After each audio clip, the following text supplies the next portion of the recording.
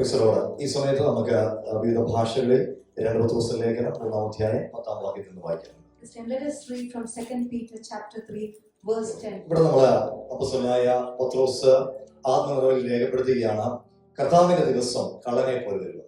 When here the apostle is writing in the Holy Spirit that the day of the Lord will come as a thief in the night. അവൻ അന്ന് ആകാശം മുഴക്കത്തോടെ ഒഴിഞ്ഞു പോകും, മൂലപദാർത്ഥങ്ങൾ കത്തിയഴിയും, ഭൂമിയും അതിന്റെ പണികളും എല്ലാം വെന്തുപോകും. In which the heavens will pass away with a great noise, and the elements will melt with fervent heat. Both the earth and the works that are in it will be burned up. കർത്താവിന്റെ ദിവസത്തെക്കുറിച്ച് കൂടുതൽ നമ്മൾ ഈ ദിവസങ്ങളിൽ ചിന്തിച്ചുകൊണ്ടിരിക്കുക. We are meditating about the Lord's Day these days. കേട്ട് പഴക്കം ചെന്ന ഒരു വിഷയമായിട്ട് ഇതിനെ കാണാതെ ഇതിനകത്തൊരു പുതുക്കമുണ്ടെന്ന് നമ്മൾ വിശ്വസിച്ചേ പറ്റും. Let us not think that it is a subject that we have been hearing every time, but let us continue to accept something new in it. ഞാൻ കഴിഞ്ഞ ദിവസങ്ങളിൽ മീഡിയ വഴി ശ്രദ്ധിച്ചുകൊണ്ടിരുന്നപ്പോഴത്തേക്കിന് ഞാൻ പറയുന്നത് നിങ്ങൾക്ക് വേണമെങ്കിൽ സെർച്ച് ചെയ്യാം. ഞാൻ ശ്രദ്ധിച്ചൊരു കാര്യം, ഞങ്ങൾ ഒരു കത്തോലിക്ക ബെൽജിയിൽ നിന്ന് പുറത്തു വന്നവരാണ് ഞങ്ങൾ പലരും. ആ ബെൽജിനകത്ത് കർത്താവിന്റെ വരവോ കർത്താവ് മടങ്ങി വരുമോ ഇങ്ങനെയുള്ള ആശയങ്ങളൊന്നും ഞങ്ങളുടെ ചെറിയ പ്രായത്തിൽ അല്ലെങ്കിൽ ഒരു നല്ല പ്രായം വരെ ഞങ്ങൾ കേട്ടിട്ടില്ല. And I believe that many of you as well, maybe I come from a Catholic background, and from our young age we have never heard anyone preaching anything about the coming of the Lord. പലപ്പോഴും കരിസ്മാറ്റിക്കിന്റെ മൂവ്മെന്റിൽ ഭാഷാപരം, രോഗസൗഖ്യം ഇങ്ങനെയുള്ള വിഷയങ്ങളെ കുറിച്ച് പല അച്ഛന്മാരും കൈകാര്യം ചെയ്ത് ഞങ്ങൾ ശ്രദ്ധിച്ചിട്ടുണ്ട്. അവരിലൂടെ അത്ഭുതങ്ങളും അടയാളങ്ങളും ഒക്കെ ചെയ്ത് ഞങ്ങൾ കണ്ടിട്ടുണ്ട്. And in the charismatic movement we have heard priests preaching about the tongues and the gift of the tongues and the healing, and we have seen miracles happening there. എന്നാൽ ഇന്ന് നമ്മൾ മീഡിയ ഒന്ന് എടുത്തു കഴിഞ്ഞാൽ ഇങ്ങനെയുള്ള പുരോഹിതർ പോലും യേശു കർത്താവിന്റെ വരവിനെ കുറിച്ച് പ്രസംഗിക്കുന്നത് കണ്ട് ഞാൻ ദൈവത്തിന് മാത്രം കരുതാം. But today when we look in the media, we can see even those priests today are preaching about the coming of the Lord, and I give glory to the Lord. അതുപോലെ മറ്റൊരു വിഷയം ഞാൻ ശ്രദ്ധിച്ചത്, ഈ ഭയങ്കര ഹൈപ്പർ പ്രോസ്പെരിറ്റി ഹൈപ്പർ പ്രോസ്പെരിറ്റി, ചില hyper prosperity preachers അവരിൽ നിന്ന് അങ്ങനെ ഒരു കാര്യം എക്സ്പെക്ട് ചെയ്യുന്നില്ല, പക്ഷെ അവരിൽ പലരും കർത്താവിന്റെ വരവിനെ കുറിച്ച് ക്ലാസ് എടുത്തു തുടങ്ങി. And also some of the preachers who only was teaching about hyper prosperity, when we look at their messages these days, they are also preaching about the coming of the Lord. പ്രവചനം, അത്ഭുതങ്ങൾ, അടയാളങ്ങൾ, വീര്യപ്രവൃത്തി ഇതെല്ലാം ഉണ്ട് വേദപുസ്തകത്തിൽ. ഇതിൽ മാത്രം focus ചെയ്തുകൊണ്ടിരുന്ന teachers, preachers ഇന്ന് യേശു കർത്താവിന്റെ വരവിനെ കുറിച്ച് പ്രസംഗിക്കുന്ന കാണുമ്പോൾ അവരുടെ ചില സെർവനൊക്കെ കാണുമ്പോഴത്തേക്കിന് ഞാൻ അതിനൊരു പോസിറ്റീവായിട്ടാണ് എടുക്കുന്നത്. And when we listen to the sermons or the preachers who were only preaching about the signs and wonders and miracles, but today they have also been started preaching about the coming of the Lord. So I think I take that all as a sign. കർത്താവായ യേശു ക്രിസ്തുവിന്റെ മടങ്ങിവരവ് അത് സത്യമാണ്. And we know that the Lord will return, which is true. മത്തായിയുടെ സുവിശേഷം 24-ാം അധ്യായം അതിന്റെ 43 തിരുവെഴുത്തുകളിൽ നമുക്ക് കർത്താവായ യേശു ക്രിസ്തു പറഞ്ഞ ചില വിഷയങ്ങൾ അവിടെ കാണാൻ കഴിയുന്നു. Gospel of Matthew chapter 24 from verse 43 we can see certain things what Lord Jesus has said. ആമേൻ. 43 ഇങ്ങനെ പറഞ്ഞു, കള്ളൻ വരുന്ന യാവം ഇന്നതൊന്ന് വീട്ടുടയവൻ അറിഞ്ഞുവെങ്കിൽ അവൻ ഉണർന്നിരിക്കുകയും തന്റെ വീട് തുറക്കുവാൻ സമ്മതിക്കാതിരിക്കുകയും ചെയ്യും എന്ന് അറിയുന്നുവല്ലോ. In verse 43 we read, but know this, that if the master of the house had known what hour the thief would come, he would have watched and not allowed his house to be broken into. 44-ാം വാക്യം, അങ്ങനെ നിങ്ങൾ നിലയ്ക്കാത്ത നാഴികയിൽ മനുഷ്യപുത്രൻ വരുന്നതുകൊണ്ട് നിങ്ങളും ഒരുങ്ങിയിരിക്കും. Therefore you also be ready, for the Son of Man is coming at an hour you do not expect. ആമേൻ. അവിടെ രണ്ട് വിഷയങ്ങൾ നമ്മൾ കർത്താവിന്റെ മടങ്ങി വരവിനെ കുറിച്ചുള്ള വിഷയങ്ങൾ കർത്താവ് പഠിപ്പിക്കുമ്പോൾ രണ്ട് വിഷയങ്ങൾ കാണാൻ കഴിയുന്നത്, ഒന്ന് നമ്മൾ ഉണർന്നിരിക്കുക, രണ്ട് നമ്മൾ ഒരുങ്ങിയിരിക്കുക. When there are two things that we can see that the Lord is teaching us, that the one thing is that we have to be alert, and the second thing is be ready. 24-ാം അധ്യായം അതിന്റെ 32-ാം വാക്യത്തിൽ നമ്മൾ ഇങ്ങനെ കാണുന്നു, അത്തിയെ കുറിച്ച് രൂപം പറയുന്നു, അത്തിയെ നോക്കി രൂപം പഠിപ്പിൻ, അതിന്റെ കൊമ്പിളതായി ഇല തളർക്കുമ്പോൾ വേനൽ അടിച്ചു എന്ന് നിങ്ങൾ അറിയുന്നുവല്ലോ. ബ്രദർ അലക്സ് ഓൾറെഡി അത് സർവീസിന്റെ തുടക്കം വരെ വായിച്ചിരുന്നു. And in chapter 24 verse 32 we read, now learn this parable from the fig tree. When its branch has already become tender and puts forth leaves, you know that summer is near us. Brother Alex mentioned it as he was leading the meeting. അവിടെ അത്തിയെ കുറിച്ചാണ് പറയുന്നത്. That says about the fig tree. എന്നാൽ എല്ലാവരും വേദപുസ്തകം എടുത്ത് ലൂക്കോസ് സുവിശേഷം 21-ാം അധ്യായത്തിലേക്ക് വരുമ്പോൾ, when we come to Gospel of Luke chapter 21, അവിടെ അതിന്റെ 29-ാം വാക്യത്തിൽ നമ്മൾ ഇങ്ങനെയാണ് വായിക്കുന്നത്, അവൻ യേശുക്കൾ പറയാ, അത്തി മുതലായ സകല വൃക്ഷങ്ങളെയും നോക്കുവിൻ. And in verse 29 we can see, look at the fig tree and all the trees. ആമേൻ. ആദ്യം പറഞ്ഞു അത്തിയെ കുറിച്ച് കാണുന്നു, പാരബിൾ ഓഫ് ഫിഗ് ട്രീ, അത്തിയെ കുറിച്ച് നമ്മൾ അവിടെ കാണും. And And the first thing what we mentioned was the parable of the fig tree. മത്തായിയുടെ സുവിശേഷത്തിൽ അത്തി എന്ന വിഷയമാണ് നമ്മൾ കാണുന്നത്. In Gospel of Matthew we read about the fig tree. എല്ലാവർക്കും അറിയാവുന്ന ഒരു വിഷയമാണ്. അത്തിയെ കുറിക്കുന്നത് ഇസ്രായേലുമായിട്ടുള്ള ബന്ധത്തിൽ. And we all know that the fig tree is showing Israel. അത്തിയുടെ തലപ്പ് എന്ന് പറയുന്നത് ഇസ്രായേലിന്റെ സ്വാതന്ത്ര്യമാണെന്ന് പണ്ഡിതന്മാര് വ്യക്തമാക്കുന്നു.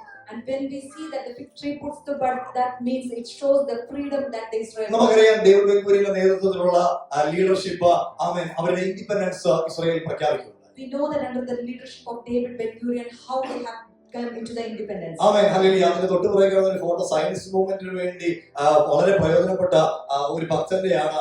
എനിവേ ആ അത്തി അപ്പൊ തളർത്തുമെന്ന് നമുക്ക് മനസ്സിലായി. We can see the picture there, that is someone who led the Zionist movement. We can see how that fig tree has budded. 1948 അത്തി തളർത്തു. And in 1948 the fig tree has budded. എന്നാൽ ലൂക്കോസ് സുവിശേഷം 21 നമ്മൾ കാണുക അത്തി മുതലായ സകല വൃക്ഷങ്ങളെ നോക്കിയിട്ടാണ്. And in Gospel of Luke we can see it says about the look at the fig tree and all the trees. അത്തി മാത്രമല്ല അത്തി മുതലായ വൃക്ഷങ്ങളും തളർന്നു.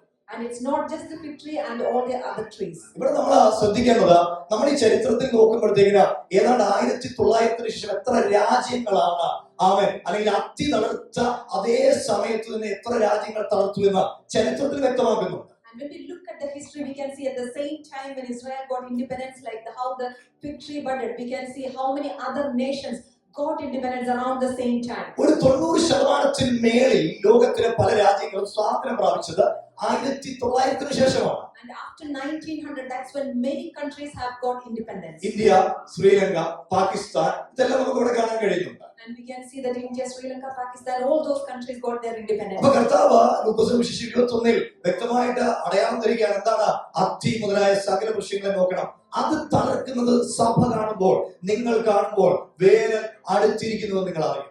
And here Jesus is saying us that when the fig tree and all the trees, look at those trees, and when they are already budding, you see and know for that the summer is near. അപ്പോൾ Israel എന്ന് പറയുന്ന ഒരൊറ്റ തളർപ്പ് മാത്രമല്ല, ഇസ്രായേലിനെ പോലെ തന്നെ പല രാജ്യങ്ങളും തളർത്തു ചരിത്രത്തിൽ. And it's not just the land of Israel, but when we look, there are many other countries that have seen that budding. ഇന്ന് ദൈവസന്നിധിയിൽ ഇരിക്കുന്ന പ്രിയപ്പെട്ടവരെ, നാഷണലിസം എന്ന് പറയുന്ന ഒരു വിഷയം, ഒരാശയം ലോകത്തിൽ അടിച്ചു കയറിയ വർഷങ്ങളായിരുന്നു ആമേൻ 19ാം നൂറ്റാണ്ടിന്റെ സമയം. And in 19th century, there is a subject, nationalism, that has came around in different parts of the world. പ്രിയപ്പെട്ടവരെ, ആമേൻ ദാനിയേലിന്റെ പ്രവചനത്തിൽ നിന്ന് ആമേൻ ജനാധിപത്യത്തെ കുറിച്ചൊക്കെ കാണിക്കുന്ന ആ പ്രതിമയെ കുറിച്ചൊക്കെ നമ്മൾ സാധാരണ പഠിക്കാറുണ്ട്. നമ്മൾ പല പ്രാവശ്യം ഇവിടെ അതിന്റെ ക്ലാസ് പഠിച്ചിട്ടുണ്ട്. We know that from the book of Daniel there is a statue that also shows about the democracy, and we have also learned and took classes about that. അപ്പോൾ വലിയ തളർപ്പ് ലോകത്തിൽ already നടന്നിരിക്കുകയാണ്. And there are budding that has happened in the world. ഇപ്പൊ നമ്മൾ അപ്പോൾ തിരിച്ചറിയേണ്ട ഒരു കാര്യം, ആമേൻ കർത്താവിന്റെ വരവ് ആമേൻ ഈ അടയാളത്തിനൊക്കെ ശേഷം എപ്പോൾ വേണമെങ്കിലും സംഭവിക്കാമെന്ന്. And this is something that we should understand, that the coming of the Lord can happen any time after this. അടുത്തത് കർത്താവിന്റെ വരവിനെ കുറിച്ച് കർത്താവ് തന്നെ പറഞ്ഞത് എന്താണ്? മത്തായിയുടെ സുവിശേഷം 24:27 മിന്നൽ കിഴക്ക് നിന്ന് പുറപ്പെട്ട് പടിഞ്ഞാറോളം വിളങ്ങുന്ന പോലെ മനുഷ്യപുത്രന്റെ വരവാണ്. And what did Jesus himself said about that in Gospel of Matthew chapter 24 in verse 27, that it says, for as the lightning comes from the east and flashes to the west, so also will be the coming of the Son of Man. നമ്മൾ പ്രതീക്ഷിക്കാത്ത സമയത്താണ് മിന്നൽ പിണരുകൾ പാടിപ്പോകുന്നത് നമുക്ക് കാണാൻ കഴിയുന്നത്. We know that in an unexpected time the lightning happens. കള്ളൻ വരുന്നത് letter തന്നിട്ടല്ല, unexpected ടൈമിലാണ്. We know that the thief will not give us a letter before he comes, but it is an unexpected ദൈവമേ, time. ലോകം കാണാനിരിക്കുന്ന ഏറ്റവും വലിയ അത്ഭുതം മറ്റൊന്നുമല്ലായിരിക്കും, അത് യേശു കർത്താവിന്റെ മടങ്ങിവരവാണ്. And the biggest miracle that the world would have ever witnessed will be the coming of the Lord. പ്രിയപ്പെട്ടവരെ, hallelujah. അതിന് മറ്റുള്ള അടയാളങ്ങൾ മത്തായിയുടെ സുവിശേഷം 24 കർത്താവ് തരുന്നുണ്ട്. അവൻ rumours of war, famines, chaos, ഒത്തിരി കാര്യങ്ങൾ നമുക്ക് വായിക്കാൻ കഴിയുന്നുണ്ട്. And we can also see the other signs that the Lord said about the wars and earthquakes, famines and pestilence. World wide ആയിട്ടുള്ള ദൈവവചന പ്രഘോഷണം നടക്കും. And there will be the word of God that is proclaimed all across the world. ആമേൻ. പ്രിയപ്പെട്ടവരെ, നമ്മള് സാധാരണ യുകെയിലുള്ള എലീമിന്റെ സ്നാനങ്ങളുടെ കണക്കുകൾ 100 കണക്കിനെന്നുള്ള രീതി വരുമ്പോഴത്തേക്കിന് നമ്മുടെ മറ്റൊരു ചർച്ചാണ് ചർച്ച പെന്തിക്കോസ്തുകാരുള്ളത്. ആമേൻ. അവര് എല്ലാ വർഷവും നമ്മുടെ എലീമിന്റെ സമിറ്റില് മെയിൽ നമുക്ക് അതിന്റെ സമിറ്റ് ഉണ്ട്, ഞങ്ങൾ പാസ്റ്റേഴ്സ് അതിനകത്തേക്ക് പോകും. ആമേൻ. ഇവര് വന്നു കഴിയുമ്പോഴത്തേക്കിന് രക്ഷിക്കപ്പെടുന്നവരുടെ എണ്ണം എത്രയാണെന്നറിയോ? ലക്ഷങ്ങളുടെ കണക്ക്. ഞാൻ പറഞ്ഞതോ വേൾഡ് വൈഡ് ആയിട്ട് യേശുവിന്റെ വചനം സ്പ്രെഡ് ആയിക്കൊണ്ടിരിക്കുകയാണ്. hallelujah, the number of baptism that we have in Elim churches may be in hundreds, but when we meet with the people from the Church of Pentecost, that they come and they say that around 100,000 or more people get saved and baptized there. എന്തിനാണ് നമ്മുടെ സഹോദര ഇലിമിന്റെ ഒരു സഹോദര ചർച്ചയാണ് ഇറാനിൽ work ചെയ്യുന്നത്. ഇലാമിലൂടെ നടക്കപ്പെടുന്ന movement എന്ന് പറഞ്ഞാൽ ആ ആയിരക്കണക്കിന് 10,000-കണക്കിന് ജനങ്ങളാണ് യേശു കർത്താവിനെ അറിഞ്ഞ ദൈവസത്തിലേക്ക് വരുന്നത്. നമ്മുടെ ചർച്ചിലോ അവൻ അങ്ങനെയുള്ള ഇറാഖി മുസ്ലിം ബാക്ക്ഗ്രൗണ്ടിൽ നിന്ന് യേശുവിനെ അറിഞ്ഞു വന്ന അനേകരുണ്ട്. എന്താണ് ഇതെല്ലാം വിളിച്ചു പറയുന്നത്?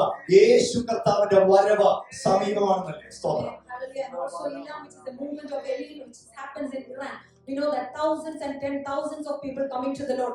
All this is pointing out to say that the coming of the Lord is very near. ചില വാക്യങ്ങളോട് നമുക്കൊന്ന് എടുത്ത് വായിക്കാമല്ലോ. അവൻ രേഖപ്പെടുത്തുന്ന റോമലേഖനം 13-ാം അധ്യായം അതിന്റെ 11 മുതലുള്ള വാക്യങ്ങൾ. Let's read from Romans chapter 13 from verse 11. അവൻ ഇതു ചെയ്യേണ്ടത് ഉറക്കത്തിൽ നിന്ന് ഉണരുവാൻ നാഴിക വന്നിരിക്കുന്നു എന്നിങ്ങനെ നിങ്ങൾ സമയത്തെ അറിയുകയാൽ തന്നെ നാം വിശ്വസിച്ച സമയത്തേക്കാൾ രക്ഷ ഇപ്പോൾ നമുക്ക് അധികം അടുത്തിരിക്കുന്നു. Amen. And do this knowing the time that now it is high time to awake out of sleep, for now our salvation is nearer than we first believed. എന്താ രക്ഷ ഇത്രത്തോളം അടുത്തിരിക്കാൻ കാരണം? And why is the salvation so near now? പ്രിയപ്പെട്ടവരെ, നമ്മുടെ കണ്ണിന്റെ മുൻപിലാണ് rumours of വാർ നടക്കുന്നത്. Because we know that wars and rumors of war, we hear about it. കഴിഞ്ഞ ചില വർഷങ്ങൾക്ക് മുമ്പ് നമ്മളും നമ്മുടെ സഭയിൽ നിന്നും ഉക്രൈനിലേക്ക് ഭക്ഷണവും സാധനങ്ങളും ഒക്കെ ആയിട്ട് നമ്മൾ യാത്ര ചെയ്തിരുന്നു. And we know that as a church we have supported and traveled to Ukraine with every food and everything what they need. വാറിൽ എല്ലാം നഷ്ടപ്പെട്ടു പോയ ഒറ്റ ദിവസം കൊണ്ട്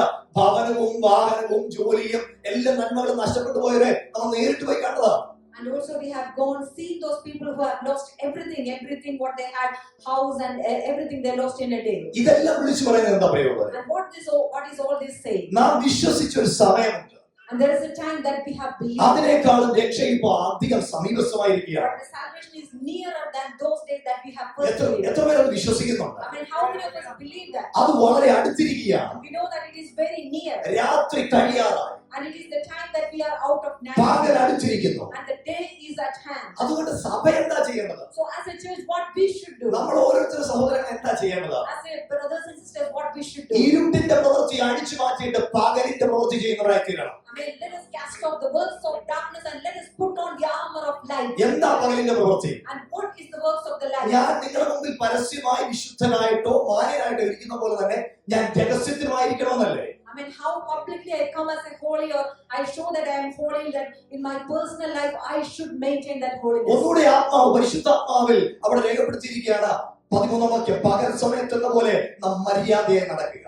When in verse 13 again the Spirit of God says, let us walk properly as in the day. വെറിക്കുത്തുകളിലും മദ്യപാനങ്ങളിലുമല്ല, not in revelry and drunkenness, ശയനമോഹങ്ങളിലും ദുഷ്കാമങ്ങളിലുമല്ല, not in lewdness and lust, പിണക്കത്തിലും അസൂയയിലുമല്ല, not in strife and envy, കർത്താവായ യേശു ക്രിസ്തുവിനെ തന്നെ ധരിച്ചുകൊള്ളി. but put on the Lord Jesus Christ. മോഹങ്ങൾ ജനിക്കുമാറ് അവൻ ജഡത്തിനായി നാം ചിന്തിക്കരുത്. And make no provision for the flesh to fulfill its lust. എന്തിനാ ഇടയ്ക്കിടയ്ക്ക് കർത്താവിന്റെ വരവെന്ന വിഷയത്തെ കുറിച്ച് ഓരോ ലേഖനങ്ങളിലും പരിശുദ്ധാത്മാവിൽ അപ്പോസ്തലന്മാർ രേഖപ്പെടുത്തിക്കൊണ്ടിരുന്നത്? And why is that apostles written about the coming of the Lord in every lecture? കാരണം അവരുടെ പ്രീച്ചിങ്ങുകൾ ദൈവസഭയ്ക്കകത്ത് മോഹം ജനിപ്പിച്ച് അവരെ പാപത്തിൽ കൊണ്ടുപോകുന്നതല്ലായിരുന്നു. ഇന്നത്തെ ദൈവസഭയ്ക്ക് വേണ്ടത് ഇതാണ്.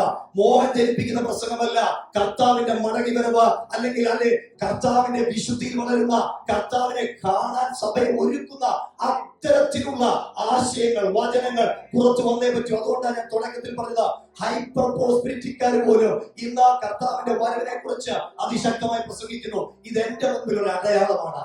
Hallelujah. The preaching should not be to bring any fleshly desires to the people, but it was to bring the hope of eternal life or the coming of the Lord. And that is our content as well today. That is why I was saying that many hyper prosperity preachers have also started preaching about the coming of the Lord, that we know that it is a big sign. And also the many priests and other churches say about it. എന്തിനേറെ യേശു കർത്താവ് മടങ്ങി വരുമെന്ന് പല secular ചാനലുകളിൽ ഒരു ചർച്ചയായിക്കൊണ്ടിരിക്കുന്നു. And also in many other secular news channels we can hear them talking about the coming of the Lord. 2 Corinthians 5:1 വാക്യത്തിൽ നാം ഇങ്ങനെ വായിക്കുന്നു. 2 Corinthians chapter 5 verse 1 we read. കൂടാരമായ ഞങ്ങളുടെ ഭവനം അഴിഞ്ഞുപോയാൽ കൈപ്പണിയില്ലാത്ത നിത്യഭവനമായി ദൈവത്തിന് ദാനമായ ഒരു കെട്ടിടം ഞങ്ങൾക്ക് സ്വർഗത്തിൽ ഉണ്ടെന്ന് അറിയുന്നു. എത്ര പേർ അറിയുന്നു? അറിയുന്നവർ മാത്രം പരിശോധിച്ചാൽ. Hallelujah. We know that if our earthly house, this tent is destroyed, we have a building from God, a house not made with hands, eternal in the heavens. അഭിഷിക്തൻ പറയുകയാണ്, ഇത് ഞങ്ങൾക്ക് അറിയാം. Amen. The anointed one says that we know this. ഈ ലോകത്തെ കൈപ്പണിയായുള്ള നിത്യഭവനം കൈപ്പണിയായുള്ള ഭവനം ഉണ്ടെങ്കിലും ഇല്ലെങ്കിലും കൈപ്പണിയല്ലാത്ത നിത്യമായ ഒരു ഭവനം ഞങ്ങൾക്ക് വേണ്ടി ഞങ്ങളുടെ രക്ഷകൻ നിത്യതയിൽ ഒരുക്കിയിട്ടുണ്ട്. Hallelujah. Whether we have a house here or not, but the anointed and the apostles say that they are very sure that they have a house not made with hands, eternal in the heavens. ഈ ചിന്തകളൊക്കെ നമ്മളെ ഒതുക്കി കളയുന്നതല്ല പ്രിയമുള്ളവരെ, ഇതെല്ലാം നമ്മളെ വളർത്തുന്ന ചിന്തകളാണ്. Amen. These are the thoughts that is helping us to grow further in Christ. Amen. Hallelujah. ടൈറ്റസിന്റെ പുസ്തകം, തീത്തോസിന്റെ ലേഖനം, അതിന്റെ 2-ാം അധ്യായം 11 മുതൽ വാക്യം നമ്മൾ ഇങ്ങനെ കാണുന്നു. സകല മനുഷ്യർക്കും രക്ഷാകരമായ ദൈവകൃപ ഉദിച്ചുവല്ലോ. Amen. In Titus chapter 2 verse 11, for the grace of God that brings salvation has appeared to all men. നാം ഭാഗ്യകരമായ പ്രത്യാശയ്ക്കായിട്ടും മഹാദൈവവും നമ്മുടെ രക്ഷിതാവുമായ യേശു ക്രിസ്തുവിന്റെ തേജസ്സിന്റെ പ്രത്യക്ഷതയ്ക്കായിട്ടും കാത്തും കൊണ്ട് ഭക്തികേടും പ്രപഞ്ചമോഹങ്ങളും വർജിച്ചിട്ട് ഈ ലോകത്തിൽ സുബോധത്തോടും നീതിയോടും ദൈവഭക്തിയോടും കൂടെ ജീവിച്ചു പോരേണ്ടതിന് അത് നമ്മെ ശിക്ഷിച്ച് വളർത്തുന്നു. Amen. In the Titus we read that teaching us that denying ungodliness and worldly lust, we should live soberly, righteously and godly in the present age, looking for the blessed hope and glorious appearing of our great God and Savior Jesus Christ. മറ്റൊരർത്ഥത്തിൽ പറഞ്ഞാൽ കർത്താവിന്റെ പ്രത്യാശയിൽ, കർത്താവിന്റെ വരവിന്റെ പ്രത്യാശയിൽ ജീവിക്കുന്ന ഒരു ദൈവ പൈതല സാക്ഷ്യമുള്ള ഒരു ക്രിസ്തീയ ജീവിതം നയിക്കണമെന്ന് അവിടെ പറഞ്ഞിരിക്കുന്നു. In other words, if we have to live a true life as a true witness for Christ. ഒന്ന് യോഹന്നാന്റെ ലേഖനം 2-ാം അധ്യായം 28 മുതൽ വാക്യങ്ങളിൽ ആമേൻ ഹല്ലേലൂയ സ്നേഹത്തിന്റെ അപ്പോസ്തലനായ യോഹന്നാൻ വിളിച്ചു പറയുന്നു, ഇനി കുഞ്ഞുങ്ങളെ അവൻ പ്രത്യക്ഷനാകുമ്പോൾ നാം അവന്റെ സന്നിധിയിൽ ലജ്ജിച്ചു പോകാതെ അവന്റെ പ്രത്യക്ഷതയിൽ നമുക്ക് ധൈര്യം ഉണ്ടാകേണ്ടതിന് അവനിൽ യേശുവിൽ വസിപ്പിൻ. And in 1 John chapter 2 verse 28, the apostle says, but now little children abide in him, and that when he appears we may have confidence and not be ashamed before him at his coming. കർത്താവായ യേശു ക്രിസ്തുവിൽ നാം വസിച്ചാൽ, if we abide in our Lord Jesus, പിശാചിന്റെ പ്രവൃത്തികളെ നമുക്ക് അഴിക്കാൻ കഴിയും. we will be able to destroy the works of Satan. നാം ലജ്ജയ്ക്ക് വേണ്ടി ലജ്ജിച്ചു പോകാൻ വിളിക്കപ്പെട്ടിരിക്കുന്നവരല്ല. And we are not being called to be ashamed. ധൈര്യത്തോടെ ഈ ഭൂമിയിൽ ക്രിസ്തുവിൽ നാം വസിച്ചാൽ, So if we are ready to abide in Christ with confidence here, ധൈര്യസമയം നമുക്ക് വിളിച്ചു പറയാൻ കഴിയും, എന്റെ യേശു കർത്താവ് മടങ്ങി വരുമ്പോൾ ഞാൻ എടുക്കപ്പെടും. Amen. With a great confidence that we can declare this, that when our Lord Jesus returns, I will go with him. എത്ര പേർക്ക് ഇത് പ്രത്യാശയോടെ അവൻ വിളിച്ചു പറയാൻ സാധിക്കും? I mean, how many of us can say that with a great hope? എന്റെ യേശു മടങ്ങി വരുമ്പോൾ എനിക്ക് യേശുവിനെ കാണണം. I mean, when my Lord Jesus returns, I want to see him. ആയതുകൊണ്ട് ദൈവഹിതമില്ലാത്ത സ്വഭാവങ്ങൾ നമ്മളിൽ നിന്ന് എടുത്തു മാറ്റി ക്രിസ്തീയമായ മാതൃകയുള്ള കൃപയുള്ള ഒരു ജീവിതം നയിക്കണമെന്ന വേദപുസ്തകം നമ്മളെ പഠിപ്പിക്കുകയാണ്. And so the word of God is teaching us that let us take away all the bad characters away from us and let us live a life that is pleasing to the Lord. എല്ലാവർക്കും സുപരിചിതമായ ഒരു വാക്യമാണ് തെസ്സലോനിക്ക ലേഖനം 4-ാം അധ്യായം 16 മുതൽ വാക്യം. വീണ്ടും കർത്താവിന്റെ വരവ്. കർത്താവ് തൻ ഗംഭീരനാഥത്തോടും പ്രധാനതൂതന്റെ ശബ്ദത്തോടും ദൈവത്തിന്റെ കാഹളത്തോടും സ്വർഗ്ഗത്തിൽ നിറങ്ങി വരും. ക്രിസ്തുവിൽ മരിച്ചവർ മുൻപേ ഉയർത്തെഴുന്നേൽക്കും. ജീവനോടെ ശേഷിക്കുന്ന നാം അവരോട് ഒരുമിച്ച് കർത്താവിനെ എതിരേൽക്കും. And this is very familiar verse for all of us. 1 Thessalonians chapter 4 from verse 16.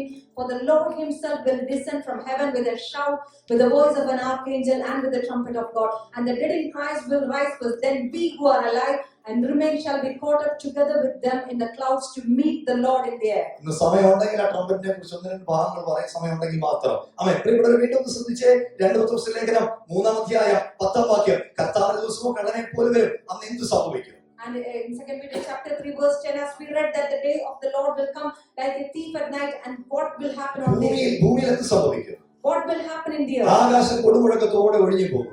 And it says that the heavens will pass away with a great noise, മൂലപദാർത്ഥങ്ങൾ കത്തിയെരിയും. and the elements will melt with fervent heat. ആമേൻ. അല്ല, ദൈവ ദിവസത്തിന്റെ വരവ് കാത്തിരുന്നുകൊണ്ട് ആമേൻ ഇതെല്ലാം തീക്ക് വേണ്ടി കാത്തിരിക്കുകയാണ്. And we know that all this is waiting for that fire. ഭൂമിയിലെ സകല പണികളും നിന്നു പോകുമെന്നാണ് നമ്മൾ വായിക്കുന്നത്. And the word of God says that everything in the earth, every work will be burned അതെ, up. ഇതിനെ കുറിച്ച് സാധാരണ നാം പഠിക്കുമ്പോൾ മനസ്സിലാകുന്നത് ആറ്റമിക് ആയിട്ടുള്ള എനർജി ലോകത്തിലെ അടുത്ത യുദ്ധങ്ങളിൽ ഉപയോഗിക്കുമെന്നുള്ളതാണ്. And when we read this and when they studied about it, it says that they are going to use atomic energy for the next war. ഇതിനെ കുറിച്ച് മറ്റൊരു വേർഡ് ഇവിടെ യൂസ് ചെയ്യുന്നതിനാണ് with hissing and a crackling sound എന്ന അവൻ ചില വേദപുസ്തക translations നമ്മൾ കാണുന്നത്. In other translation, it says about the hissing and crackling sound. ആമേൻ. പ്രിയ സഹോദരീസന്മാരെ, ഇവിടെ നാം ശ്രദ്ധിക്കേണ്ട ഒരു കാര്യമുണ്ട്.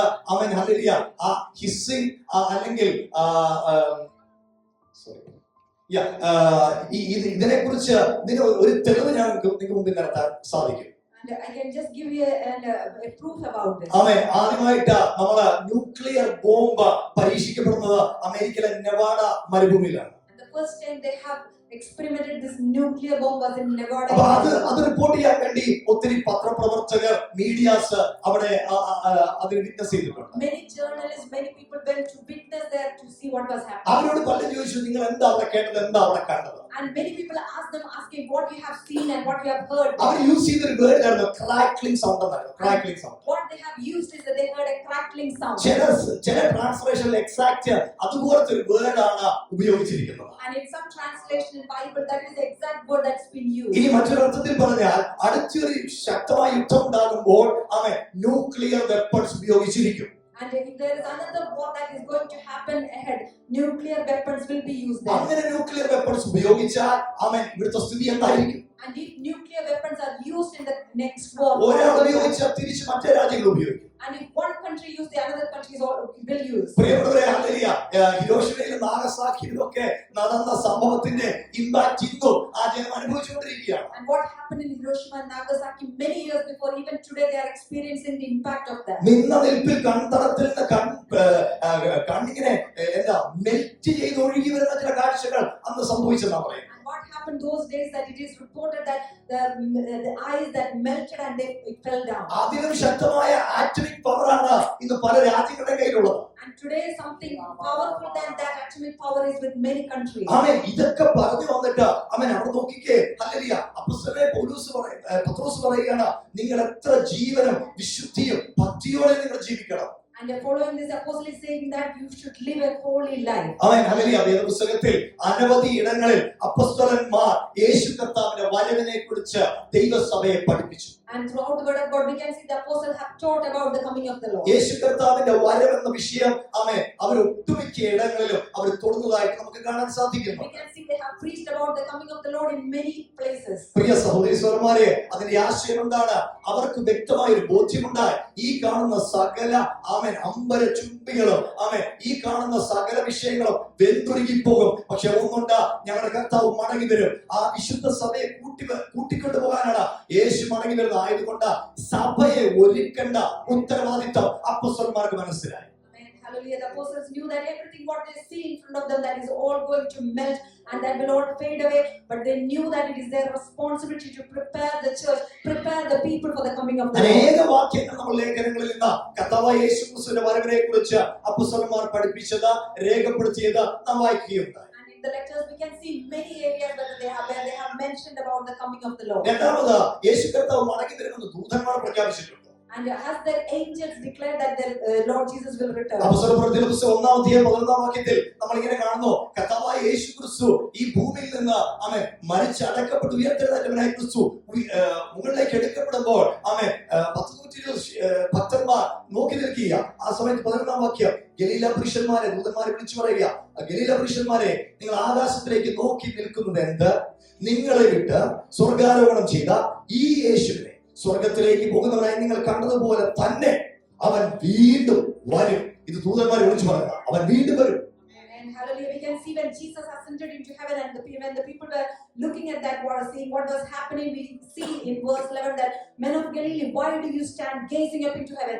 The same Jesus who has taken up from you into heaven will so come in like manner as you saw him go.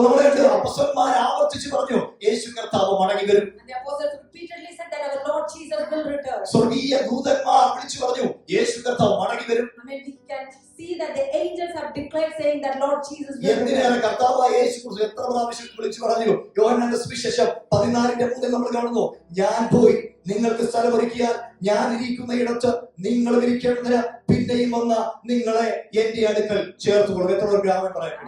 Hallelujah. In Gospel of John chapter 14 verse 3 we can read, Jesus himself said about this, and if I go and prepare a place for you, I will come again and receive you to myself, that where I am there you may be also. പ്രവാചകന്മാർ ചിലപ്പോൾ പ്രവചിക്കുമ്പോഴത്തേക്കും തെറ്റുപറ്റാറുണ്ട്. അവർ ദൈവങ്ങളല്ല, അവർ മനുഷ്യരാണ്. And when prophets prophesy, sometimes they can make mistakes because they are God. They are not God. അവർക്ക് തെറ്റ് പറ്റിയാലും ഈ വാക്ക് തെറ്റ് പറ്റുകയില്ല. കാരണം പറഞ്ഞവൻ കർത്താവാ, മടങ്ങി വരുമെന്ന് പറഞ്ഞത് അവനാ. അവൻ മടങ്ങി വരുമെന്ന് പറഞ്ഞ തക്ക സമയത്ത് തന്റെ വിശുദ്ധ സഭയെ ചേർക്കാൻ അവൻ മടങ്ങി വരും. വിശ്വസിക്കുന്ന വിശുദ്ധ കരങ്ങളെ ഉയർത്തി കർത്താവിന്റെ വാക്ക് തന്നെയാണ്. Hallelujah. Amen. Hallelujah. Maybe the prophets can make mistakes, but these words are spoken by Jesus, and He is the Almighty God. He is the Creator. He will never make a mistake. If He has said, He will come back. ആമേൻ. അവർ തന്നെ കർത്താവായ യേശു ക്രിസ്തു ഇങ്ങനെ പറയുന്നു, നിങ്ങളുടെ ഹൃദയം കലങ്ങിപ്പോകരുത്. And also the Lord Jesus says, do not let your heart be troubled. എന്റെ കർത്താവേ, ഈ ലോകത്തിൽ വിഷയങ്ങളില്ലേ, പ്രയാസങ്ങളില്ലേ, രോഗമില്ലേ, ദുഃഖമില്ലേ? I mean, there is troubles and problems in this earth. കലങ്ങിപ്പോകത്തില്ലേ ഹൃദയം? There are chances that our heart can be troubled. പക്ഷെ കർത്താവ് പറയുക, ഈ വിഷയങ്ങളുടെ മധ്യത്തിൽ എന്റെ വരവിനെ കുറിച്ച് നിങ്ങൾ ചിന്തിച്ചാൽ നിങ്ങളുടെ ഹൃദയം കലങ്ങത്തില്ല. എന്റെ വരവിൽ പ്രത്യാശയോടെ ജീവിച്ചാൽ നിങ്ങൾ ഉടഞ്ഞു പോകത്തില്ല. Amen. Hallelujah. But Lord Jesus is saying, in the midst of all these troubles, if we have our faith and hope in the coming of the Lord, we will not be troubled. We will not be shaken. 2 പത്രോസ് ലേഖനം ആർക്ക് എഴുതിയതാണ്? And the second Peter, that letter was written for who? എന്തിനു വേണ്ടി എഴുതിയതാണ്? And why was that written? Amen. Hallelujah. നാം അവിടെ കാണുന്നു വിശുദ്ധ സഭയ്ക്ക് വേണ്ടി എഴുതിയതാണ്. And that was written for the Holy Church. ദുരുപദേശത്തിനെതിരായിട്ട് ആമേൻ അതിശക്തമായി പരിശുദ്ധാത്മാവ് ഈ ദൈവ മനുഷ്യനോട് സംസാരിക്കുകയാണ്. And the Holy Spirit has spoken through the apostle against the false doctrine. ആമേൻ. താന് ഈ വിശ്വാസത്തെക്കുറിച്ച് അപ്പോസ്തലനായ പത്രോസ് പ്രഖ്യാപിക്കുന്നത് ഇങ്ങനെയാണ്, വിലയേറിയ വിശ്വാസം ലഭിച്ച ഭക്തന്മാർക്ക് എഴുതുന്ന ലേഖനമാണിത്. And about this, the apostle is saying that this is written for the people who have received that precious faith. 4:4 നമുക്ക് വിലയേറിയതും അതിമഹത്വമായ വാഗ്ദത്തങ്ങൾ നൽകിയിരിക്കുന്നു. In verse 4 we read that he has given to us exceedingly great and precious promises. അവിടെ രേഖപ്പെടുത്തിയിരിക്കുന്ന വിലയേറിയ വാഗ്ദത്തം ഏതാ? And what is that precious promise that's written down there? നമ്മൾ UK പോകുമെന്ന് പറഞ്ഞത് വാഗ്ദത്തമല്ലേ? And it is the promise that we will go to UK. ഇവിടുത്തെ ഓസ്ട്രേലിയക്ക് അമേരിക്കയിലോ നിങ്ങളോട് പോകുന്ന ആരോടെങ്കിലും പറഞ്ഞിട്ടുണ്ട്, അത് വാഗ്ദത്തമാണ്. And maybe it could be a promise that has been given to you that you will go from UK to Australia. പ്രവചനം തുച്ഛീകരിക്കരുത്, പ്രവചനമുണ്ട്, സത്യം. And we cannot despise prophecy. There are prophecies. പക്ഷേ അതൊന്നും അതിമഹത്തായ വാഗ്ദത്തമല്ല. But none of those are great and precious promises. അതിനൊക്കെ ഒരു തലമുറ ഉണ്ടാകും, അത് വാഗ്ദത്തമാണ്, പക്ഷെ അതിമഹത്തായ വാഗ്ദത്തമല്ല. And that is all promises, but that is not precious promises. നീ ആമേൻ ഹല്ലേലൂയ കാർ മാറ്റി വേറെ എന്തെങ്കിലും മേടിക്കും, അത് വാഗ്ദത്തമാണ്, പക്ഷെ അതിമഹത്തല്ല. And maybe you will buy a new car. That is a prophecy that has come or promise, but that is not a great and precious promise. അപ്പോൾ എന്താ അതിമഹത്തായ വാഗ്ദത്തം? So what is this great and precious ഈ promise? വചനത്തെ ബുദ്ധി കൊണ്ട് വ്യാഖ്യാനിക്കാൻ പറ്റില്ല, വചനത്തെ വചനം കൊണ്ട് വ്യാഖ്യാനിക്കാൻ പറ്റും. And we can interpret that from the word of God. കർത്താവിന്റെ ചങ്കിടിപ്പ് തിരിച്ചറിഞ്ഞ അപ്പോസ്തലനായ അവൻ യോഹന്നാൻ രേഖപ്പെടുത്തുകയാണ്. 1 യോഹന്നാൻ ലേഖനം 2:25 ഇതാകുന്നു അവൻ നമുക്ക് തന്ന വാഗ്ദത്തം. എന്താണ്? നിത്യ ജീവൻ തന്നെ. എത്ര സ്വന്തം ചെയ്യാൻ കഴിയും? In 1 John chapter 2 verse 25 we can see that apostle who knew the heartbeat of Lord Jesus says, and this is the promise that he has promised us, that is the eternal life. അപ്പോൾ അതിമഹത്തായ വാഗ്ദത്തം എന്താ? So what is that great and precious promise? യേശുവിന്റെ വരവാണ്. And that is the coming of the Lord. നിത്യ ജീവനാണ്. That is the eternal life. പ്രിയപ്പെട്ടവരെ, അതിനു വേണ്ടിയാണ് എന്നെയും നിങ്ങളെയും വിളിച്ചിരിക്കുന്നത്. My beloved people, we have been called for that. എത്ര പേര് ഇത് വിശ്വസിക്കുന്നു? How many of us can believe it? Praise the Lord. Hallelujah. ഞങ്ങളുടെ ഒരു ടെസ്റ്റ്, ജനുവനായിട്ട് ഒരു നല്ലൊരു ടെസ്റ്റ് ചെയ്യണം. എന്നെ കർത്താവ് ടെസ്റ്റ് ചെയ്യുന്നത് ഞാൻ വിശ്വസിക്കുന്നു, എന്നെ സ്വീറ്റ് ടെസ്റ്റ് ചെയ്യുന്നത് ഞങ്ങൾ വിശ്വസിക്കും. And I believe that this is the way that the Lord has tested us. സത്യസന്ധമായിട്ട് കൈ നിർത്തിക്കുക. ഞാൻ നിങ്ങളെ ഉപദേശിക്കുന്നു. എത്ര പേര് വിശ്വസിക്കുന്നു യേശു കർത്താവ് മടങ്ങി വരും? കൈ നോക്കുക. How many of you believe that our Lord Jesus will return? If you can lift your hands. Thank you. നമ്മുടെ സഹോദരങ്ങളെ നമ്മളെല്ലാവരും വിശ്വസിക്കുന്നു, നമ്മളെല്ലാവരും പോകണമെന്ന് നമ്മൾ ആഗ്രഹിക്കുന്നു, അല്ലേ? And we all believe that, and we all desire to go with the Lord when He comes. കഴിഞ്ഞ ദിവസങ്ങളിൽ ഞാൻ വീട്ടിൽ നടക്കുമ്പോൾ എന്റെ ഹൃദയത്തിലേക്ക് ഒരു ആശയം വന്നത് ഇങ്ങനെയാണ്: നിത്യത എന്ന വിഷയത്തെക്കുറിച്ച് നീ കൂടുതൽ ആരായും തോന്നും. നിന്റെ പണത്തോടുള്ള മനോഭാവം എന്താ? ലോകത്തിന്റെ സുഖത്തോടുള്ള മനോഭാവം എന്താ? ഒന്നുകൂടെ ക്ലിയർ ആക്കിയേക്കണം.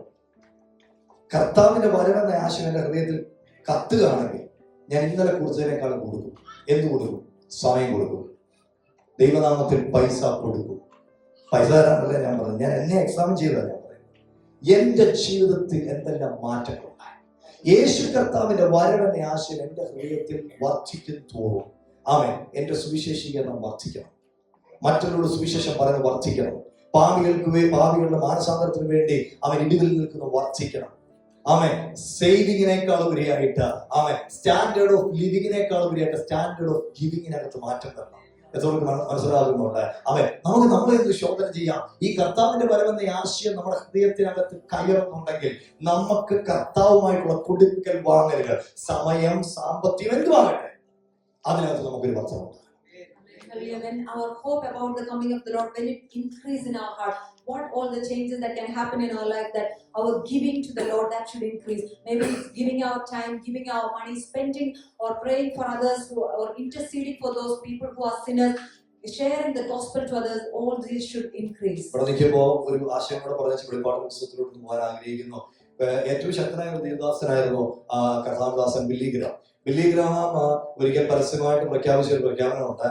നിങ്ങൾ ഇങ്ങനെ ചിന്തിക്കരുത്, ഞാൻ ലോകരാജ്യങ്ങളിൽ പലയിടത്തും പ്രസംഗിച്ചു, അനേക ലക്ഷക്കണക്കിന് ആൾക്കാർ എന്റെ ശുശ്രൂഷയിൽ ദൈവസന്നിധിയിലേക്ക് വന്നു, അനേക രക്ഷാനുഭവത്തിലേക്ക് വന്നു, കർത്താവിന്റെ മക്കളായിട്ട് തീർന്നു. ആയതുകൊണ്ട് ഞാൻ സ്വർഗത്തിൽ പോകുമെന്ന് നിങ്ങൾ ചിന്തിക്കരുത്. അതുകൊണ്ടല്ല ഞാൻ സ്വർഗത്തിൽ പോകുന്നത്. യേശു കർത്താവ് എനിക്ക് വേണ്ടി മരിച്ച് അടക്കപ്പെട്ട് ഉയർത്തെഴുന്നേറ്റത് കൊണ്ട് മാത്രമാണ് ഞാൻ സ്വർഗത്തിൽ പോകുന്നത്. ഇനി സഭ തിരിച്ചറിയേണ്ട ഒരു മർമ്മമുണ്ട്. നാം ചെയ്ത എന്തെങ്കിലും പുണ്യപ്രവൃത്തികളല്ല, കർത്താവിന്റെ കൃപയാൽ നമ്മൾ ആ നിത്യതയ്ക്ക് അവകാശികളാണ്. അവൻ വിശ്വസിക്കുന്ന വിശുദ്ധകരങ്ങളെ ഉയർത്തി ഒന്ന് സ്വന്തം ചെയ്താലേ. ദൈവത്തിന് സ്വന്തം. Hallelujah. Billy Graham just once made a statement saying that you should never think that I will be going to heaven only because I have made good sermons or brought many people to Christ, but I am able to enter into heaven only because Lord Jesus has died, buried and risen for me. Only with that faith, that's the only reason that gives us that opportunity to get into heaven. ഒരു അല്പസമയത്തിൽ നമ്മൾ സഭ എന്ന വിഷയത്തെ കുറിച്ച് ചിന്തിക്കാൻ.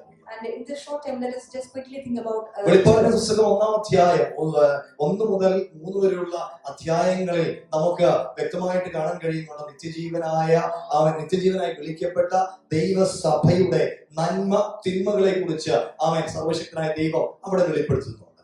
Of Revelation from chapter 1 till 3 we can read about the churches who've been called, and it says about the good things and the bad things that's there. ദൈവസഭയെ appreciate ചെയ്യുന്നുണ്ട്. ദൈവസഭ എവിടെ ക്ലിയർ ചെയ്യണമെന്ന് അവിടെ പറയുന്നു.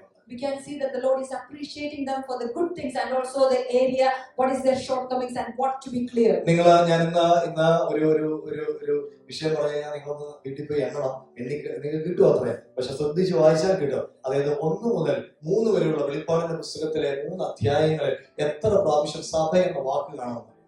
And in Revelation chapter 1 till 3, if we go home and if we read also, we can see how many times the word church is mentioned. 19 തവണ ദൈവസഭ എന്ന വേർഡ് നമുക്ക് കാണാൻ കഴിയും. And there we can read 19 times the word church. പ്രിയപ്പെട്ടവരെ, പിന്നെ സഭ എന്ന വേർഡ് വെളിപ്പാടിന്റെ പുസ്തകത്തിൽ കാണുന്നത്. And after that where we can read the word church. അനേക അധ്യായങ്ങൾ കഴിഞ്ഞിട്ടാണ്. And it is after several other chapters. Amen. Hallelujah. അവിടെ നമുക്ക് പിന്നെ സഭ എന്ന അല്ലെങ്കിൽ കുഞ്ഞാടിന്റെ കാന്ത എന്ന വിഷയം കാണുന്നത് 19-ാം അധ്യായത്തിൽ വരുമ്പോഴാണ്. And then we read in chapter 19 about the bride. അപ്പോൾ 3-ാം അധ്യായം കഴിഞ്ഞിട്ട് സഭ എവിടെ പോയി? And after chapter 3, where is the church until chapter 19? വെളിപ്പാടിന്റെ പുസ്തകം 4-ാം അധ്യായത്തിൽ നാം ഇങ്ങനെ കാണുന്നു, 4:1 അനന്തരം സ്വർഗ്ഗത്തിൽ ഒരു വാതിൽ തുറന്നിരിക്കുന്നത് ഞാൻ കണ്ടു. കാഹളനാദം പോലെ എന്നോട് സംസാരിച്ചു കേട്ട ആദ്യത്തെ ശബ്ദം, എന്നോട് ഇവിടെ കയറി വരിക, മേലാൽ സംഭവിക്കാനുള്ളത് ഞാൻ നിനക്ക് കാണിച്ചു തരാം എന്ന് കൽപ്പിച്ചു. In chapter 4 verse 1 we read that, and after these things I looked and behold a door standing open in heaven, and the first voice which I heard was like a trumpet spoke to me saying, come up here and I will show you things which മറ്റൊരു അർത്ഥത്തിൽ പറഞ്ഞാൽ അവിടെ കാണുന്ന റാപ്ചറാണ്. And in another words we can say that is the rapture. പക്ഷേ മലയാളത്തിൽ പറഞ്ഞാൽ ദൈവസഭയുടെ ഉത്പ്രാവണമാണ് നമ്മൾ അവിടെ കാണുന്നത്. And we can see that the church has been taken up with the Lord. ആമേൻ. 4-ാം അധ്യായം കഴിഞ്ഞിട്ട് പിന്നെ നമ്മൾ ശ്രദ്ധിക്കുന്നത് എന്താണെന്ന് അറിയാമോ? And after chapter 4 what we see there is ആമേൻ, സ്വർഗ്ഗത്തിൽ ചില സംഭവങ്ങൾ നമ്മൾ കാണുന്നു. അതിനുശേഷം ഭൂമിയിൽ വലിയ ട്രിബുലേഷൻ നമുക്ക് കാണാൻ കഴിയും. And we can see there are things that happens in heaven, and after that a great tribulation that happens in earth. പ്രിയപ്പെട്ടവരെ, സഭയുടെ ഉത്പ്രാവണം എന്തായിരിക്കും? And what is the rapture of the church? ഇനി ആ ഉത്പ്രാവണത്തെ വേറൊരു വാക്കിൽ നമുക്ക് വിളിക്കാം, reunion. And in other words we can say that is a reunion. എന്തെല്ലാം റീയൂണൈറ്റ് ചെയ്യും? And what is that reunite? ഉദാഹരണത്തിന് മരിച്ചുപോയ വിശുദ്ധന്മാർ അവരുടെ ശരീരവും അവരുടെ ആത്മാവുമായിട്ട് റീയൂണൈറ്റ് ചെയ്യും. The saints who were dead in Christ, they got united with their spirit and their bodies. മരിച്ചുപോയ വിശുദ്ധന്മാർ ആദ്യം ഉയർത്തെഴുന്നേൽക്കുമെന്ന് 1 തെസ്സലോനിക്ക ലേഖനത്തിൽ നമ്മൾ വായിക്കുന്നു. Because Thessalonians as we read, those who are dead in Christ, they will rise first. അപ്പോൾ മരിച്ചുപോയ വിശുദ്ധന്മാരും ഭൂമിയിൽ ജീവനോടെ ഇരിക്കുന്ന വിശുദ്ധന്മാരും റീയൂണൈറ്റ് ചെയ്യും. I mean those who are dead in Christ and the saints who are alive at that time, they all will reunite. I mean അടുത്ത reunion എന്താ? And what is the second reunion? നാം ഇത്രയും നാളും പാടിയ പ്രാർത്ഥിച്ച നമ്മുടെ രക്ഷകരുമായിട്ട് നാം ഒത്തുചേരുന്ന ഒരു റീയൂണിയൻ അന്ത്യാകാശങ്ങൾ നടക്കും. Amen. Hallelujah. There is going to be another reunion with our Savior whom we have been worshiping, whom we have been singing all these years. We will reunite with our അപ്പൊ Lord. ഈ റീയൂണിയനെ നമുക്ക് ഇങ്ങനെ ഒരു പേരിട്ട് വിളിക്കാം. So in that reunion we can name it this way. It will be a great reunion. Amen. This is a great reunion. ഇത് വലിയൊരു reunion ആയിരിക്കും. Amen. That is going to be a great reunion. പ്രിയപ്പെട്ട എത്രപേർക്ക് സന്തോഷമുണ്ട്? Amen. How many of us are happy when we hear അവൻ that? ഇപ്പോ നമ്മൾ ഇവിടെ ആരാധിക്കുമ്പോ Now when we are worshiping അല്ലെങ്കിൽ here, ആരാധന കഴിഞ്ഞ് പോകുമ്പോ and when we maybe after we leave നമ്മൾ this world, ജോലിയിലായിരിക്കുമ്പോ when we are at our work, ഒക്കെ സ്വർഗത്തിൽ എന്തായിരിക്കും നടക്കുന്നത്? and when we do all these things, what happens in heaven? എന്തായിരിക്കും നടക്കുന്നത്? What is happening in heaven all this time? സ്വർഗത്തിൽ എന്താ ഇപ്പോഴൊക്കെ നടക്കുന്നത്? And what is happening in heaven at this right? നമുക്ക് പല അധ്യായങ്ങളിൽ കാണാൻ കഴിയുന്നുണ്ട് സ്വർഗത്തിൽ എപ്പോഴും ആരാധനയാണ്. And many chapters we read that in heaven it is always worship. വെളിപ്പാടിന്റെ പുസ്തകം 7-ാം അധ്യായം. In Revelation chapter 7. Amen hallelujah. അതിന്റെ 15-ാം വാക്യത്തിൽ കാണുന്നു ദൈവത്തിന്റെ സിംഹാസനത്തിന് മുൻപിൽ ഇരുന്ന അവന്റെ ആലയത്തിൽ രാപ്പകൽ അവനെ ആരാധിക്കുന്ന ഒരു കൂട്ടത്തെ നമുക്ക് കാണാൻ കഴിയും. രാപ്പകലുള്ള ആരാധന. In verse 15 we can therefore they are before the throne of God and serve him day and night in his temple. Amen hallelujah. നമുക്ക് 10-ാം വാക്യത്തിൽ കാണുന്നു രക്ഷ എന്നുള്ളത് സിംഹാസനത്തിൽ ഇരിക്കുന്നവനായ നമ്മുടെ ദൈവത്തിന്റെയും കുഞ്ഞാടിന്റെയും ദാനം എന്ന് അവർ അത്യുച്ചത്തിൽ ആർത്തുകൊണ്ടിരുന്നു. അപ്പൊ സ്വർഗത്തിൽ അത്യുച്ച നാഥങ്ങളുണ്ട്. And we can see they are shouting aloud praises. We can see that is happening in heaven. അപ്പോ പ്രിയപ്പെട്ടവരെ ഹല്ലേലൂയ ഈ റാപ്ചർ എന്ന് പറയുന്ന വിഷയം നോക്കിക്കോണം. അതിനെ റാപ്ചർ എന്ന വേർഡ് സത്യത്തിൽ വേദപുസ്തകത്തിൽ നമ്മൾ കാണുന്നില്ല. We are not seeing the word rapture in the word of God. അതിനെ ഇങ്ങനൊരു വേർഡ് നമ്മൾ യൂസ് ചെയ്യുന്ന കോട്ടം. അതിനെ പൊതുവെ നമ്മൾ യൂഷ്വലായിട്ട് യൂസ് ചെയ്യുന്ന ഒരു വേർഡാണ് rapture. And but we see the word caught up with that is what the word that we see in the Bible. നമ്മൾ ആ കോട്ടപ്പിൽ അല്ലെങ്കിൽ ആ റാപ്ചർ എടുക്കപ്പെടണമെന്ന് പരിശുദ്ധാത്മാവ് ആഗ്രഹിക്കുന്നത് കൊണ്ടാണ് വിശുദ്ധ സഭയ്ക്ക് ദൈവഭക്തന്മാർ ലേഖനം എഴുതുമ്പോൾ ആവർത്തിച്ച് കർത്താവിന്റെ വരവിന്റെ പ്രത്യക്ഷതയെക്കുറിച്ചും അതിനുള്ള പ്രത്യാശയെക്കുറിച്ചും ആയതുകൊണ്ട് നമ്മൾ ഒരുങ്ങണമെന്നും റിപ്പീറ്റഡ് ആയിട്ട് രേഖപ്പെടുത്തിയിരിക്കുന്നു. And because we should go along with the Christ in that rapture, that is why we can see that repeatedly it says about the coming of the Lord and for us to be prepared. ഇനി അങ്ങനെ എടുക്കപ്പെട്ടില്ല എന്ത് സംഭവിക്കും? And if we are not caught up with the Lord, what will happen? Chandu പറഞ്ഞ് ലേഖനം എഴുതുമ്പോൾ അപ്പോസ്തലന്മാർ പറയുന്നത് നിങ്ങൾ എടുക്കപ്പെടണം. And when the apostles are writing these letters, they are saying that we should be taken up with the Lord. കാരണം നിങ്ങൾക്കുള്ളത് അതിമഹത്തായ വാഗ്ദത്തമാണ്. Because you have a great and precious promise. അത് നിത്യജീവനാണ്. And that is the eternal life. അങ്ങനെയാണെങ്കിൽ നിങ്ങൾ എടുക്കപ്പെട്ടില്ലെങ്കിൽ അപകടമായി തീരും. So if you are not caught up with the Lord, it is dangerous. അപകടത്തിന്റെ 1-2 ഭാഗങ്ങൾ മാത്രം നമുക്ക് ശ്രദ്ധിക്കാം. And about the danger, 1 or 2 things. ഞാൻ കുറച്ചുകൂടി ഒരു ചോദ്യം ചോദിച്ചു, സ്വർഗത്തിൽ എന്താണ് നടക്കുന്നത്? And as I asked this question, what happens in heaven? അത്യുച്ചനാദത്തോടെ അവിടെ ആരാധന നടക്കുന്നുണ്ട് എപ്പോഴും. We know that there is a great worship that's happening 24/7. It's day and night. അവിടെ പരിശുദ്ധനായ ദൈവത്തെ സെറാഫുകൾ ആരാധിച്ചുകൊണ്ടിരിക്കുകയാണ്. And we can see the angels are worshiping the most holy God. ദൂതന്മാർ പരിശുദ്ധനായ ദൈവത്തെ ആരാധിക്കുകയാണ്. And we can see the angels are worshiping holy God. എന്നാൽ 8-ാം അധ്യായം മുതൽ വെളിപ്പാട് പുസ്തകം 8-ാം അധ്യായം. And when we look into Revelation chapter 8, അതിന്റെ 1-ാം വാക്യം, when we read from verse അവൻ 1, 7-ാം മുദ്ര പൊട്ടിച്ചപ്പോൾ സ്വർഗത്തിൽ ഏകദേശം 1/2 മണിക്കൂറോളം മൗനതയുണ്ടായിരുന്നു. നിങ്ങൾക്ക് അതിന്റെ ആഴം മനസ്സിലാകുന്നുണ്ടോ ആ വചനം വായിക്കുമ്പോൾ? in verse 1 we read when he opened the 7th seal, there was silence in heaven for about half an 1/2 hour. മണിക്കൂർ ഇന്ന് വരെ സ്വർഗം സൈലന്റ് ആയിട്ടില്ല. പക്ഷേ സ്വർഗത്തിൽ വലിയൊരു സൈലൻസ് വരികയാണ്. And the heaven has never been silent for half an hour, but here we read that the heaven is silent for about half എന്താണ് ഈ an hour. മൗനതയ്ക്ക് കാരണം? And why is that silence there? താഴേക്ക് നമ്മൾ വായിക്കുമ്പോൾ ഇങ്ങനെ കാണാൻ കഴിയുന്നുണ്ട്. അപ്പോൾ ദൈവസന്നിധിയിൽ 7 ദൂതന്മാർ നിൽക്കുന്നത് ഞാൻ കണ്ടു. അവർക്ക് 7 കാഹളവും ലഭിച്ചു. And in the following verse we read, and I saw the 7 angels who stand before the throne, for them were given 7 trumpets.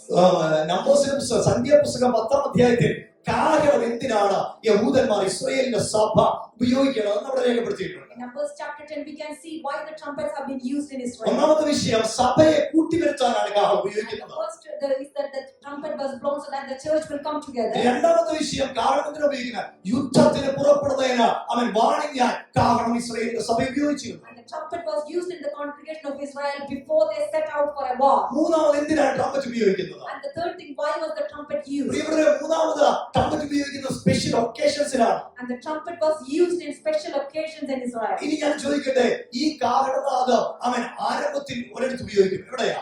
And this trumpet was used initially in one place. തെസ്സലോനിക്കയിലായിരുന്നു നമ്മളതാ കണ്ടത്. കർത്താവ് തൻ ഗംഭീരനാഥത്തോട് പ്രധാനത്തോടെ ശബ്ദത്തോട് ഒരു കാഹളം അവിടെ വെളിപ്പെടും. And that is what we read read in 1 Thessalonians chapter 4 that the Lord will come with a shout of അത് trumpet. സഭയെ എടുക്കാനാണ്. And that is for the church to be taken. Okay, ഒരു ഉദാഹരണം കൂടെ തരാം. And I would just want to share വെളിപ്പാടിന്റെ പുസ്തകം 4:1 Revelation chapter 4 verse 1. അപ്പൊ അപ്പോസ്തലനായ യോഹന്നാനെ ആ ഉയരത്തിലേക്ക് കയറി വരാൻ വിളിക്കുമ്പോൾ അവിടെയും ഒരു കാഹളം കാണാൻ കഴിയുന്നുണ്ട്. ഞാൻ വായിക്കട്ടെ. ഒരു വാതിൽ തുറന്നിരിക്കെ ഞാൻ കണ്ടു, കാഹളനാദം പോലെ എന്നോട് സംസാരിച്ച. അപ്പോ നമ്മളെ റീയുണൈറ്റ് ചെയ്യാൻ ആണ് ആദ്യത്തെ കാഹളം വെളിപ്പെടുത്തുക. Amen. Hallelujah. In Revelation chapter 4 we can see when John was asked to come up, he heard was a voice of trumpet. So we know that the trumpet was sound for us to reunite. അപ്പൊ 8-ാം അധ്യായത്തിൽ നമ്മൾ അടുത്ത കാഹളം കാണുന്നുണ്ട്. In chapter 8 we can see another trumpet. ഈ ഓരോ കാഹളം ഉപയോഗിക്കപ്പെടുമ്പോഴും വലിയ പീഡ ഭൂമിയിൽ സംഭവിക്കുന്നത് നമുക്ക് കാണാൻ കഴിയുന്നു. And when every trumpet was blown, great tribulation that happened in the earth. സഭ എടുക്കപ്പെട്ട് കഴിയുമ്പോൾ വഴിയിൽ നിന്ന് തടുക്കേണ്ട പരിശുദ്ധാത്മാവ് സഭയോട് കൂടി മാറ്റപ്പെട്ട് കഴിയുമ്പോൾ ലോകത്തിൽ വലിയ കഷ്ടങ്ങൾ ഉണ്ടാകും. അതിനെയാണ് ഗ്രേറ്റ് ട്രിബുലേഷൻ എന്ന് വിളിക്കുന്നത്. I mean, when the church has been taken up with the Lord and the Holy Spirit is gone away from this earth, there will be great tribulation that will happen. പ്രിയപ്പെട്ടവരെ, നമ്മൾ ട്രിബുലേഷന് വേണ്ടി വിളിക്കപ്പെട്ടിരിക്കുന്നവരല്ല. I mean, my beloved people, we have not been called to go into that tribulation. ആമേൻ. നമ്മൾ കർത്താവിനോട് കൂടെ ചേരാൻ വിളിക്കപ്പെട്ടിരിക്കുന്നവരാണ്. I mean, we have been called to unite with Christ when He comes. പ്രിയപ്പെട്ടവരെ, ഞാൻ ഈ വിഷയങ്ങളെ എടുക്കുന്നത് കൊണ്ട് തന്നെ പ്രധാനപ്പെട്ട ലോകത്തിൽ വേദ പണ്ഡിതന്മാരിൽ 2-3 കൂട്ടരുണ്ട്. And theologians, there are 2 or 3 groups there in this world. ഒന്ന് pre tribulationist, And some are pre-tribulationists. രണ്ട് mid tribulationist, And some of them are mid-tribulationists. മൂന്നാമത്തത് post tribulationist. And the third group is post-tribulation. എന്ന് പറഞ്ഞാൽ pre ട്രിബുലേഷനിസ്റ്റ് പറയുന്നത് ഇങ്ങനെയാണ്: tribulation തുടങ്ങുന്നതിന് മുമ്പ് പ്രശ്നങ്ങൾ തുടങ്ങുന്നതിന് മുമ്പ് സഭ ഇവിടുന്ന് മാറ്റപ്പെടും. Pre-tribulationists, they believe that before the great tribulation happens, the church will go. Mid tribulationist പറയുന്നത് 7 വർഷത്തെ മഹാമുദ്രണത്തിന്റെ ആ സമയത്തിന് മധ്യഭാഗത്തിൽ വെച്ച് മാത്രമേ സഭ എടുക്കപ്പെടൂ. But some of the theologians believe in mid-tribulation. So in the middle of the tribulation, 7 years time, that is when the church will go from here. എന്നാൽ post ട്രിബുലേഷനിസ്റ്റ് വിശ്വസിക്കുന്നത് ഇങ്ങനെയാണ്: ആമേൻ, ഹല്ലേലൂയ, കർത്താവായ യേശുക്രിസ്തു 7 വർഷം, അതായത് ഈ ട്രിബുലേഷന്റെ 7ാം വർഷത്തിന്റെ ഏറ്റവും അവസാനത്തിൽ മാത്രമേ സഭ എടുക്കൂ എന്നുള്ളതാണ്. But some of them believe that, like post-tribulationists believe that after this great tribulation, after this 7 years, that is when Jesus will take the church. പ്രിയപ്പെട്ടവരെ, ഇതിൽ 3 കൂട്ടില്ല. നിങ്ങൾ ആരുമാകട്ടെ. And maybe you could belong to any of those groups. ഞാൻ ഒന്നിൽ വിശ്വസിക്കുന്നു. And I believe in one. ആമേൻ. പ്രിയപ്പെട്ടവരെ, hallelujah. പക്ഷേ 3 പേര് ഉറച്ചു വിശ്വസിക്കുന്നുണ്ട്. But there is these 3 groups believe in one. യേശു കർത്താവ് മടങ്ങി വന്നു. I mean, definitely Jesus Christ will return. എന്നവർക്ക് മനസ്സിലാകുന്നുണ്ട്. അതാണ് ഇവിടുത്തെ പ്രസംഗ വിഷയം. യേശു മടങ്ങി വരും. Amen. Our Lord Jesus will return. സമയത്തിൽ ഇവർക്ക് തമ്മിൽ ഒരു ചെറിയ ഡിസ്പ്യൂട്ട് ഉണ്ട്. And there could be a dispute among them what time when Jesus. പക്ഷേ ആശയത്തിൽ ഇവരെല്ലാം ഒന്നാണ്. But they all have this opinion that Jesus. ഞങ്ങൾ വിശ്വസിച്ച് ഞങ്ങൾ ആരാധിക്കുന്ന, ഞങ്ങൾക്ക് വേണ്ടി ഞങ്ങളുടെ പാപങ്ങൾക്ക് വേണ്ടി മരിച്ച് അടക്കപ്പെട്ട് ഉയർത്തെഴുന്നേറ്റ യേശു കർത്താവ് തന്റെ സഭയെ ചേർക്കാൻ മടങ്ങി വരും. Amen. Hallelujah. The Lord Jesus whom we worship, whom we trust in, He is our Savior who died, buried and risen. He will come back for His church. പ്രിയപ്പെട്ടവരെ, വെളിപ്പാടിന്റെ പുസ്തകം 8 തൊട്ട് താഴോട്ട് വായിക്കുമ്പോൾ ഭൂമിയിൽ നടക്കുന്ന വലിയ മഹോദ്രവം, വലിയ പ്രശ്നങ്ങളെ നമുക്ക് കാണാൻ കഴിയുന്നുണ്ട്. Revelation chapter 8 we can see the great tribulation that will happen in the earth. എന്തിനാണ് ചങ്ക് പറഞ്ഞ് പല ഉപദേശിമാരും കർത്താവിന്റെ വരവെങ്കിൽ നാം എടുക്കപ്പെടണമെങ്കിൽ വിശുദ്ധിയോടും വേർപാടും ജീവിക്കണമെന്ന് വിളിച്ചു പറഞ്ഞത്? And why are the many pastors preaching that for us to go along with the Lord when He comes, we should live a holy life? നിങ്ങളുടെ മാതാപിതാക്കന്മാർ എന്തിനാണ് നിങ്ങളോട് പറഞ്ഞത് നിങ്ങൾ അരുതാത്ത വഴിയിൽ പാപത്തിന്റെ വഴിയിൽ പോകരുതെന്ന്? I mean, why are you parents repeatedly saying you to live a righteous life and not to do any sin? ആമേൻ. കർത്താവ് മടങ്ങി വരുമെന്ന് അവർ വിശ്വസിക്കുന്നുണ്ട്. Because they believe that our Lord Jesus will return. ആമേൻ. ഈ വെളിപ്പാടിന്റെ പുസ്തകം നാം വായിക്കുന്നത് നമുക്ക് അനുഗ്രഹമാണ്. വെളിപ്പാടിന്റെ പുസ്തകം 1:3 വായിക്കാൻ കഴിയും. Revelation chapter 1 verse 3 we can read that when we read this book, it is a blessing for us. വായിച്ചു കേൾക്കുന്നവൻ, വായിച്ചു കേൾപ്പിക്കുന്നവൻ, ആ കേൾക്കുന്നവർ പ്രമാണിക്കുന്നവർ ഭാഗ്യവാന്മാർ, സമയം അടുത്തിരിക്കുന്നു. Amen. It is blessing for us to read this, to pass this on, and to anyone who understands this, it is a blessing for them. പ്രിയപ്പെട്ടവരെ, ആയതുകൊണ്ട് നാം എന്ത് ചെയ്യണം? So my beloved people, what shall we do? നമ്മുടെ കർത്താവായ യേശു ക്രിസ്തു മടങ്ങി വരുന്നതുകൊണ്ട് ആമേൻ, ആ പത്രോസിന്റെ ലേഖനത്തിൽ ഞാൻ ഇവിടെ അവസാനിപ്പിക്കുന്ന ചില വിഷയങ്ങളോട് അടുത്ത ആഴ്ചയിൽ കർത്താവ് എടുക്കാം. ആമേൻ. 2 പത്രോസിന്റെ ലേഖനം 3-ാം അധ്യായം അവിടെ നമ്മൾ കാണുന്ന പോലെ നിങ്ങൾ എത്ര ജീവനും 12-ാം വാക്യം ഭക്തിയുമുള്ളവരായിരിക്കും. And in 2 Peter chapter 3 from verse 12, so let us be living with a holy conduct and godliness. എന്നാൽ നാം അവന്റെ വാഗ്ദത്ത പ്രകാരം, ആ വാഗ്ദത്തം നമ്മൾ കണ്ടു, വാഗ്ദത്ത പ്രകാരം നീതി വസിക്കുന്ന പുതിയ ആകാശത്തിനും പുതിയ ഭൂമിക്കുമായിട്ട് കാത്തിരിക്കുന്നു. So let us wait. We are waiting according to His promise, looking for new heavens and a new earth. ആയതുകൊണ്ട് ആ നിത്യതയ്ക്ക് വേണ്ടി നാം കാത്തിരിക്കുന്നുണ്ട്. പ്രിയമുള്ളവരെ, അവൻ നാം എന്ത് ചെയ്യണം? കറയും കളങ്കവും ഇല്ലാത്തവരായി സമാധാനത്തോടെ കാണുവാൻ ഉത്സാഹിച്ചുകൊണ്ട് നമ്മുടെ കർത്താവിന്റെ ദീർഘക്ഷമേ രക്ഷ എന്ന് വിചാരിപ്പേ. And therefore, we know that what we should do is, beloved, looking forward to these things. Be diligent to be found by Him in peace, without spot and blameless, and consider that the long suffering of our Lord is.